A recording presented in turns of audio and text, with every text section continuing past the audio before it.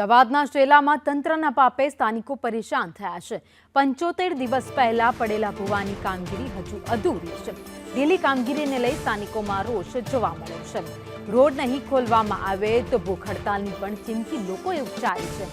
30 તારીખ સુધીમાં રોડ ખુલ્લો કરવા ચીમકીઓ ઉચ્ચારાઈ છે તો 45 દિવસમાં ભૂવો પૂરી રોડ ચાલુ કરવા પણ ખાતરી આપવામાં આવી છે।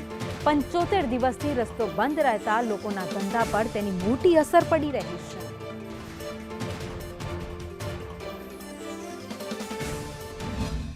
વિકાસ ઠક્કર છે।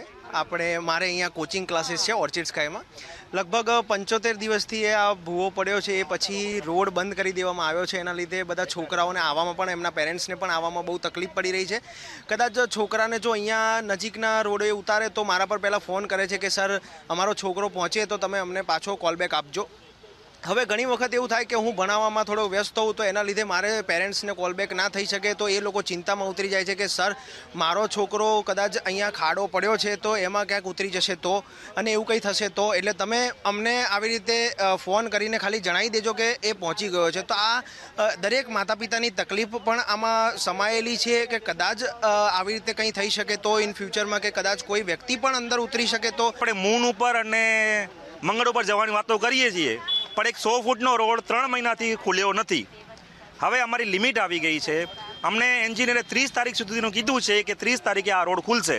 જો 30 તારીખે રોડ નહીં ખુલે તો અમે અહીંયા ભૂખ હડતાલ ઉપર બેસશું। બધા આજુબાજુના શેલાના વિસ્તારના અને કોમર્શિયલવાળા બધા અહીંયા રોડ બ્લોક કરશું અને પછી પ્રશાસન અહીંયા આવે અને અમારી માંગો સાંભળશે નહીં ત્યાં સુધી અમે ઊભા નથી થવાના। અમદાવાદમાં ક્લબ ઓ 7 રોડ પર એક ભૂવો પડ્યો હતો આજથી 75 દિવસ પહેલા અને ભૂવો પડ્યો ત્યારે અહીંયા જે નજર નાખવા આવ્યા હતા તે નેતાઓએ આશ્વાસન આપ્યું હતું કે ગણતરીના 24 કલાકમાં આ ભૂવાને પૂરી દેવામાં આવશે। એ આશ્વાસન બાદ કોર્પોરેશન દ્વારા એક ઓફિશિયલી નોટિફિકેશન બહાર પાડવામાં આવ્યું હતું જેમાં 45 દિવસની મુદત માંગવામાં આવી હતી અને 45 દિવસની બાદ આ રોડ ચાલુ થશે તેવી વાત કરવામાં આવી હતી। આજે એ વાતને 75 દિવસ વીતી ગયા છે પરંતુ આ જે પરિસ્થિતિ છે તે જોતા નથી લાગી રહ્યું કે હજુ પણ મહિનાઓ સુધી આ રોડ ચાલુ થશે। આ રોડ પર અત્યારે સંપૂર્ણપણે બંધ કરી દેવામાં આવ્યો છે। રોડને કહી શકાય કે કોઈ પણ પ્રકારની કામગીરી નથી થઈ રહી જેથી કરીને આ વિસ્તારમાં રહેતા લોકોએ અન્ય વિસ્તારમાં જવું હોય તો 3 કિલોમીટર જેટલું ફરવું પડે છે।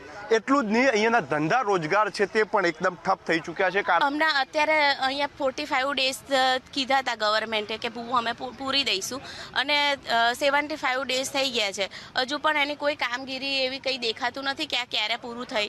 અમને એટલી તકલીફ પડી રહી છે। અમારે રેન્ટ કાઢવાનું હોય, સ્ટાફનો પગાર કાઢવાનો, પ્લસ અમારો સ્ટોક હોય, અમારે મેન્ટેન કેવી રીતે કરવાનું? અત્યારે અમે સાવ લોસમાં છે 3 મહિનાથી। લોકોના ધંધા રોજગાર છે તે અત્યારે ઠપ થઈ ચૂક્યા છે અને 3 કિલોમીટર જેટલું ફરીને જવું પડે છે। આખો વિસ્તાર છે તે અત્યારે ખૂબ જ ખરાબ હાલતમાં છે ત્યારે તમામ સ્થાનિકોનું કહેવું છે કે ત્વરિત ધોરણે ભલે ભૂવાવાળો રોડ ના ખોલે પણ બાજુનો રોડ ચાલુ કરે જેથી કરીને લોકોના ધંધા રોજગાર ચાલતા થાય।